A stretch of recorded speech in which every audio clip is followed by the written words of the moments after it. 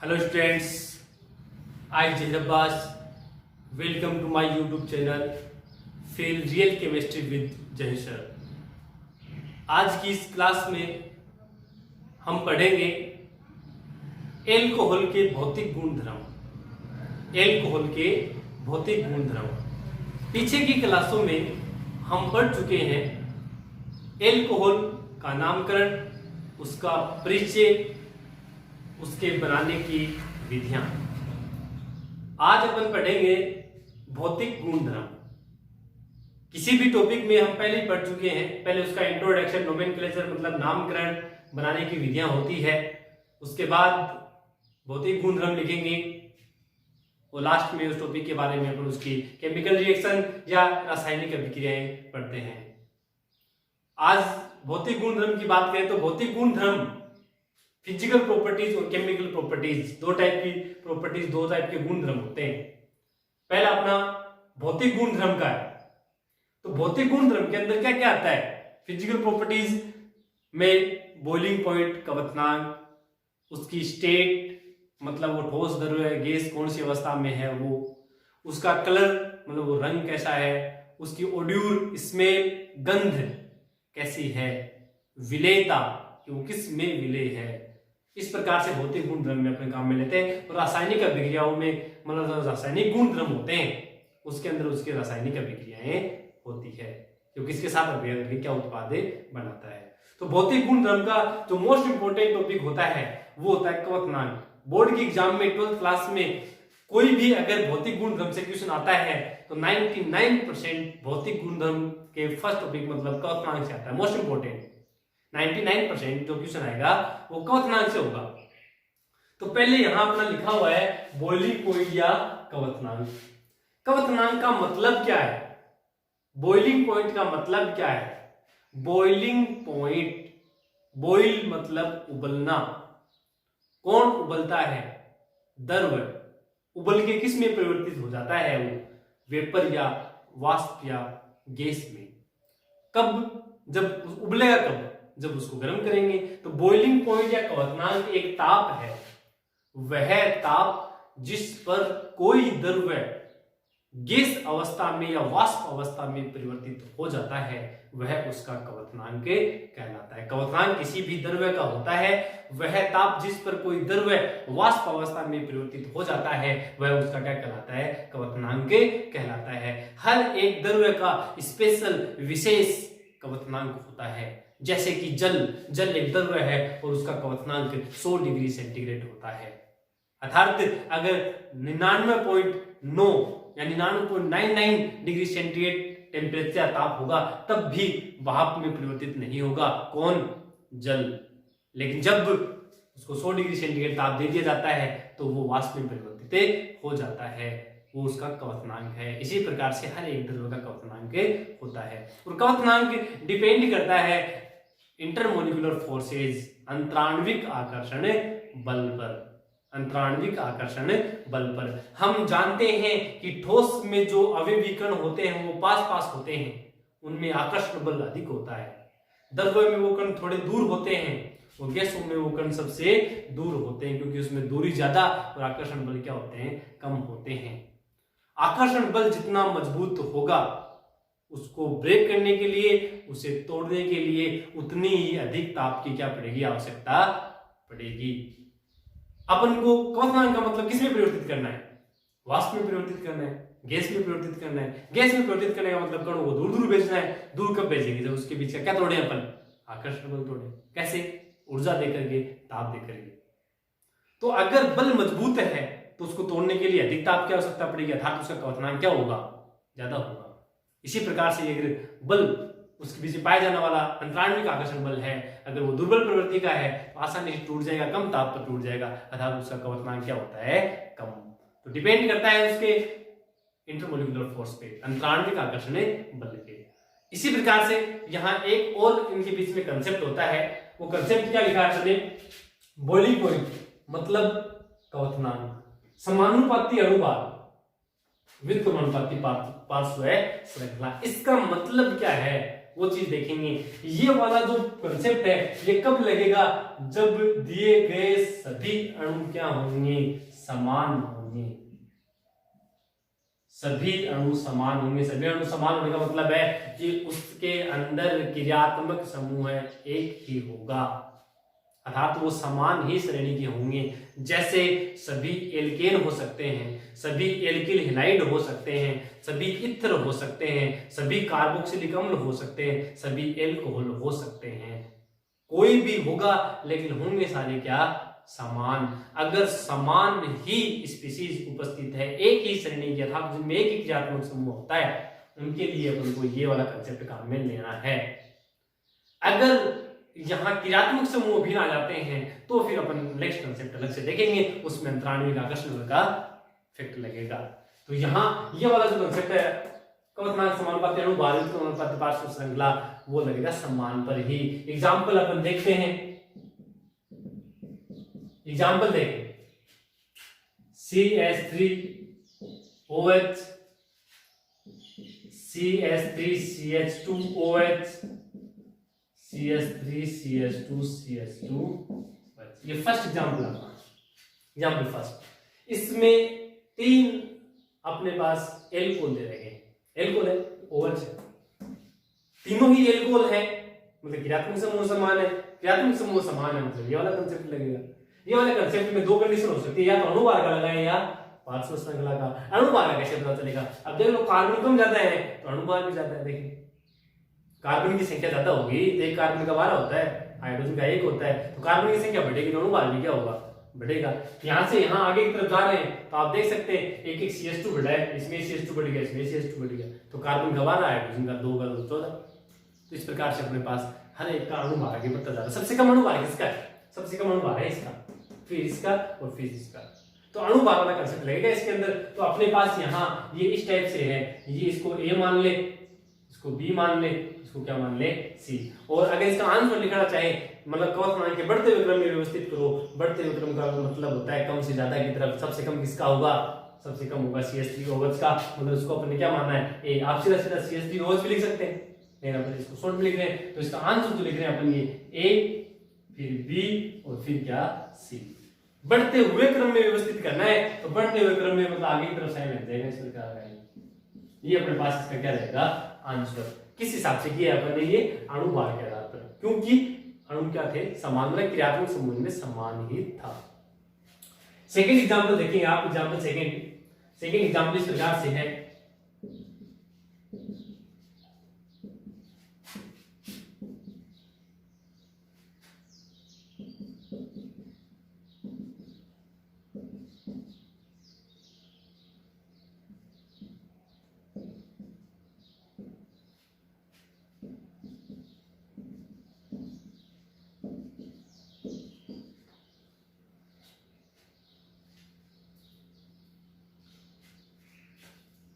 Next में अपने पास example ये है। इस एग्जांपल में देखेंगे आप OH है, सारे OH है, तो OH है, तो ये कंसेप्ट लगे, तो ये कंसेप्ट में अपने अणुभार देखें। अणुभार की बात करें, देख लो 1 2 3 4 कार्बन है, 3 2 5 2 7 2 9 1 10 हाइड्रोजन है, 1 ऑक्सीजन है। सब में आप देखोगे तो 4 कार्बन, 10 हाइड्रोजन, 1 ऑक्सीजन है, तो अणुभार तो क्या रहेगा, समान। जब अणुभार वाला कंसेप्ट नहीं लगेगा तो किसका लगेगा, पार्श्व श्रृंखला का। तो पार्श्व श्रृंखला का मतलब है मुख्य श्रृंखला बनाने के बाद श्रृंखलाएं, मुख्य श्रृंखला बनाने के बाद श्रृंखलाएं। अपन देखेंगे पार्श्व श्रृंखला का मतलब क्या है। यहाँ अगर आप ये मुख्य श्रृंखला बना देते हैं तो कोई पार्श्व श्रृंखला इसमें नहीं बचती है। जब इसकी बात करेंगे तो इसमें पार्श्व श्रृंखला के रूप में क्या बच जाएगा, यहाँ पर CH3 बच जाएगा। अगर ये बनाते हैं अपन तो ये अपने पास पार्श्व श्रृंखला बन जाएगी। तो पार्श्व श्रृंखला अगर अपने पास है तो उस कंडीशन में अपन क्या करें, उस कंडीशन में अपन ये करेंगे कि पार्श्व श्रृंखला जिसमें ज्यादा होगी उसका कवचनांक उतना ही कम होगा, क्योंकि ये एक दूसरे के क्या है, ये व्युत्क्रमानुपाती है। पार्श्व श्रृंखला अगर ज्यादा होगी तो कवचनांक कम होगा। तो सबसे ज्यादा कवचनांक इसका होगा, यहाँ पे सबसे ज्यादा कवचनांक अपने पास होगा इसका, क्योंकि इसमें कार्बन की जो श्रृंखला है वो सीधी श्रृंखला है, पार्श्व श्रृंखला के रूप में इसमें नहीं है। तो सबसे ज्यादा कवचनांक इसका होगा इनका, और कम किसका होगा उनका, क्योंकि इसमें पार्श्व श्रृंखला उपस्थित अपने पास है। तो पार्श्व श्रृंखला का पॉइंट और ये अणुभार का पॉइंट कब लगेगा? ये लगेगा कब?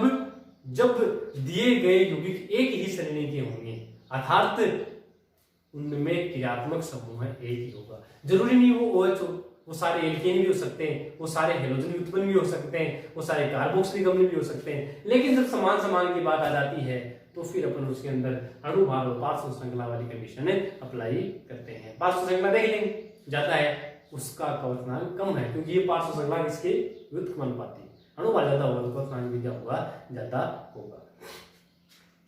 नेक्स्ट कंडीशन देखिए आप, जो इंपॉर्टेंट है अपने पास ज्यादा, जब अपने पास दिए गए यौगिक अलग अलग श्रेणी के होंगे, अर्थात उनमें क्रियात्मक समूह अलग अलग होंगे, तब क्या करेंगे अपन? तब देखेंगे उसमें अंतराण्विक आकर्षण बल।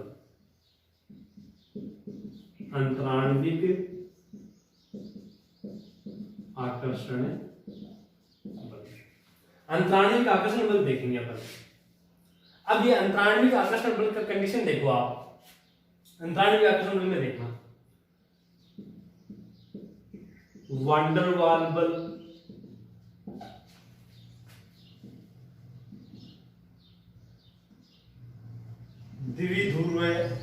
द्विध्रुव आकर्षण, हाइड्रोजन बल, हाइड्रोजन बल।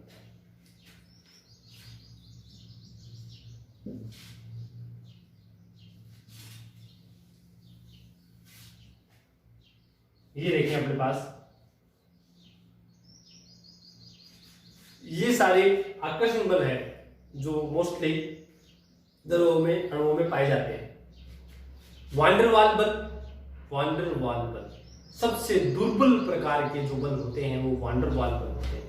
उसके बाद में द्विध्रुव आकर्षण बल, इनसे मजबूत होते हैं कौन है? हाइड्रोजन बंध। हाइड्रोजन बंध से ज्यादा मजबूत होते हैं सहसंयोजक बंध। एक सहसंयोजक बंध की तुलना में हाइड्रोजन बंध है वो 10 गुना कमजोर होता है, लेकिन इनकी आपस में ये देखी जाती है मोस्टली, ये पाए जाते हैं सबसे ज्यादा मजबूत कौन है? हाइड्रोजन बंध। तो जिन अणुओं में हाइड्रोजन बंध पाया जाता है उसके कवचनांक ज्यादा होंगे, क्योंकि ये बात पहले बता चुका हूं मैं कि आकर्षण बल मजबूत होगा तो उनको तोड़ने के लिए अधिक ऊर्जा क्या पड़ेगी? आवश्यकता पड़ेगी। तो जिनमें दुर्बल वान डर वाल बल होगा उनका कवचनांक कम होगा, द्विध्रुव आकर्षण वाले का थोड़ा सा ज्यादा होगा, जिनमें हाइड्रोजन बंध पाए जाते हैं उनके कवचनांक क्या होंगे? सबसे ज्यादा होंगे। हाइड्रोजन बंध भी दो प्रकार के होते हैं, हाइड्रोजन बंध है वो दो प्रकार के होते हैं। पहले क्लासों में आपने पढ़ा है, एक तो होता है अंतः आणविक हाइड्रोजन बंध और एक होता है अंतराण्विक हाइड्रोजन बंध।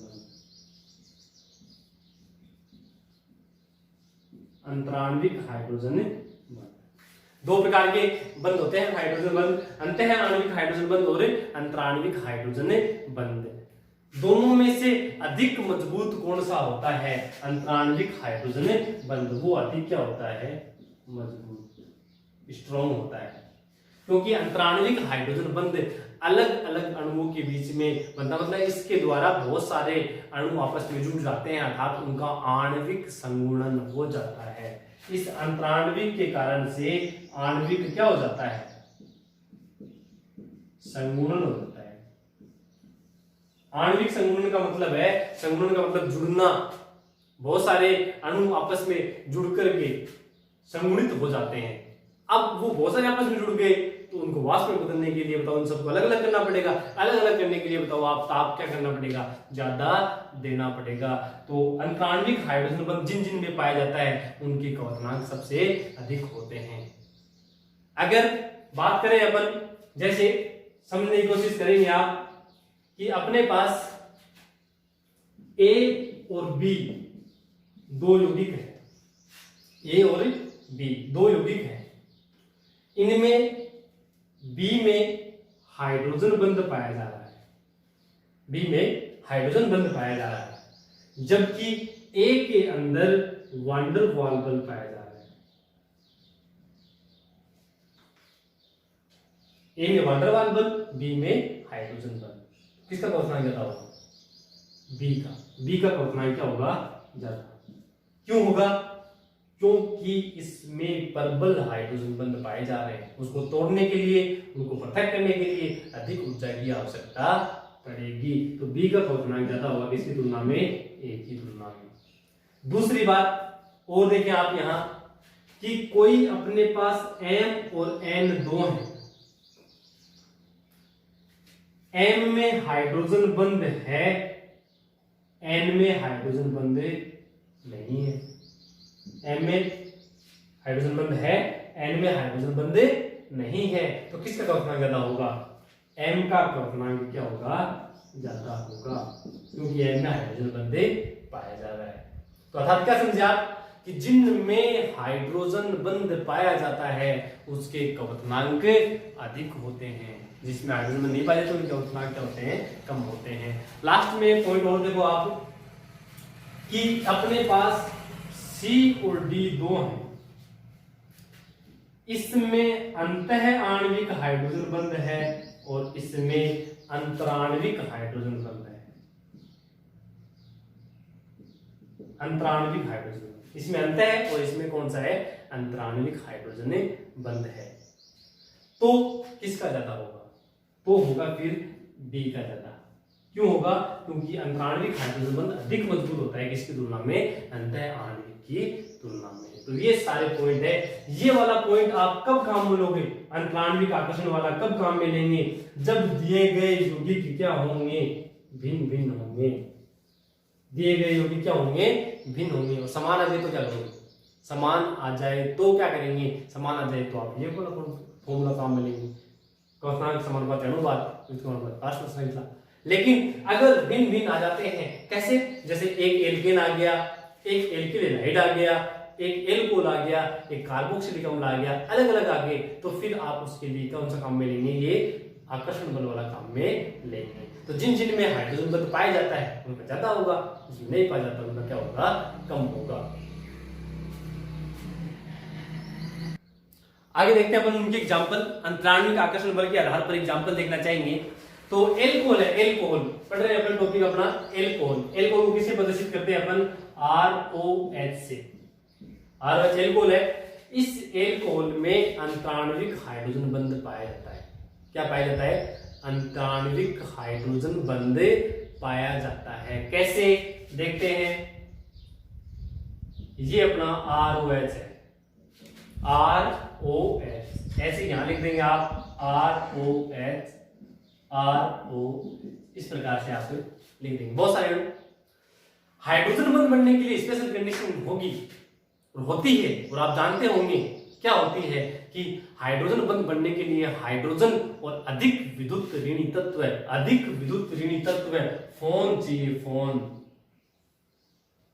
हाइड्रोजन बंध बनने के लिए स्पेशल कंडीशन है अधिक विद्युत ऋणी तत्व, मोस्टली 99% फ्लोरीन, ऑक्सीजन और नाइट्रोजन चाहिए। मतलब एक तरफ हाइड्रोजन होना चाहिए और एक तरफ इन तीनों में से कोई एक होना चाहिए, तभी हाइड्रोजन बंध बन सकता है, नहीं तो हाइड्रोजन बंध नहीं बनेगा। तो इस एल्कोहल का H, इस एल्कोहल का O, उनके बीच में आकर्षण बल लग जाएगा, हाइड्रोजन बंध बन जाएगा। इसे डॉटेड लाइन से टूटी हुई लाइनों के द्वारा प्रदर्शित किया जाता है। इस प्रकार से हाइड्रोजन बंध बन जाएगा।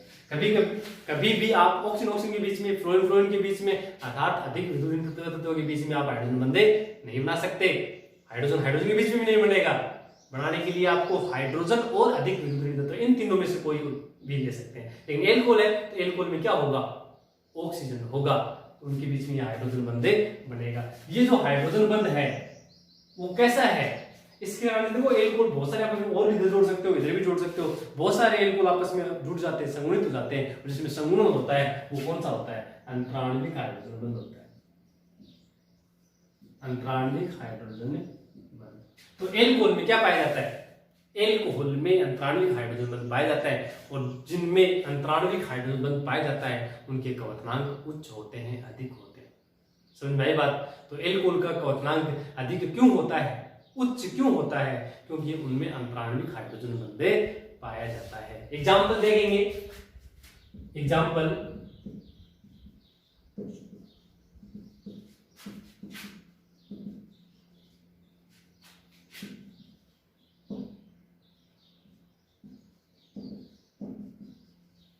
ये अपने पास क्वेश्चन दे रखा अपना, ये एग्जाम्पल। इसमें ये एल्कोहल है, ये एल्केन का उदाहरण है, ये इथर ROR का उदाहरण है। Ether ethanol, propane, dimethyl ether, methoxymethane भी हम इसको बोल सकते हैं, किसी नाम है इसका। बोले इनको कवथनांक के बढ़ते हुए क्रम में व्यवस्थित कीजिए, कवथनांक के बढ़ते हुए क्रम में व्यवस्थित कीजिए। कर देंगे, समान थोड़ी है, नहीं है, तो फिर कौन सा फॉर्मूला लगेगा? आकर्षण बल का। अब आकर्षण बल का समझना पड़ेगा आपको। इसके अंदर अपना जो ये एल्कोहल है उसमें पाया जाता है अंतराण्विक हाइड्रोजन बंध। ध्यान रखना, जो एल्केन होते हैं उनमें हमेशा दुर्बल वान डेर वाल बल पाया जाता है, और जो इथर है और एल्किल हैलाइड है, तो कीटोन, एल्डेड कीटोन है, वो जो अपने पास यौगिक होते हैं उनके अंदर अपना पाया जाता है द्विध्रुव आकर्षण। अब बताओ कि सबसे दुर्बल कौन है? सबसे दुर्बल होता है दुर्बल वान डेर वाल बल। वो जो दुर्बल होता है उसका कवथनांक कम होता है। तो सबसे कम किसका? सबसे कम एल्केन का, अपना एल्केन का। तो एल्केन को आप लिख दो इस टाइप से, CH3 CH2 CH3। फिर किसका? फिर अपने पास इथर का, CH3O CH3। सबसे ज्यादा किसका? एल्कोहल का, तो CH3 CH2OH। ये इसका कौन सा क्रम हो गया? बढ़ता हुआ क्रम में हो गया। ये अपना आंसर हो गया। अगर घटता हुआ क्रम पूछते तो घटते हुए क्रम ज्यादा से कम सबसे ज्यादा किसका होता? एथेनॉल का। तो पहले एथेनॉल, फिर इथर, और सबसे कम एल्केन, और साइन इस टाइप से घट जाता है अपने पास घटते हुए क्रम के आधार पर। समझ में आई बात? इसी प्रकार से अपने पास दूसरा एक अलग से क्वेश्चन ये होता है, एग्जाम में आया हुआ है क्वेश्चन, इस टाइप से आया हुआ है कि एथेनॉल का कवथनांक डाइमेथिल ईथर से अधिक होता है, क्यों?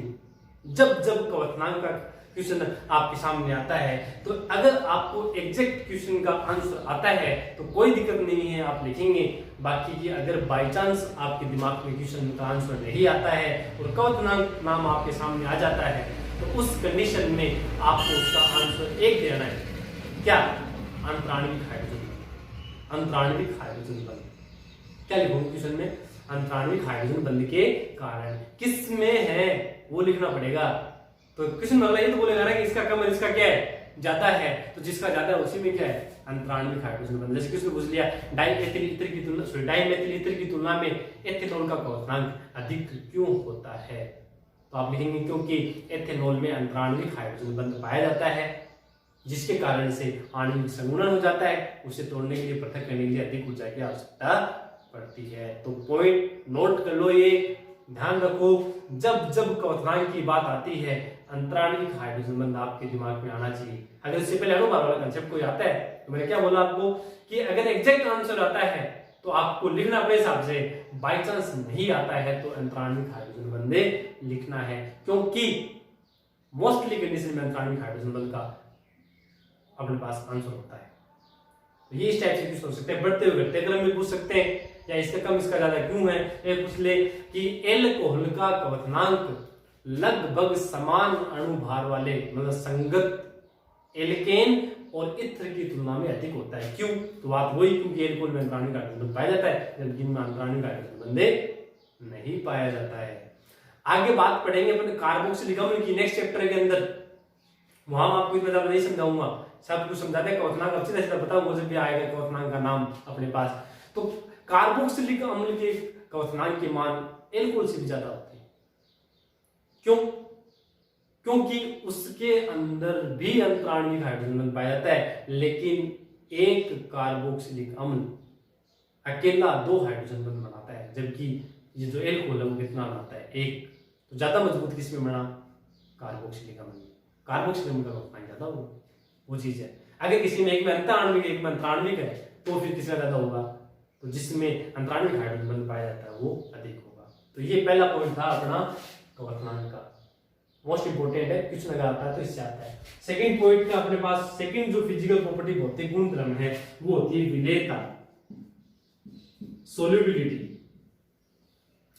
विलेयता। तो अपन क्या लिख रहे हैं कि एल्कोहल जल में विलेय है, एल्कोहल जल में विलेय है, क्यों है एल्कोहल जल में विलेय?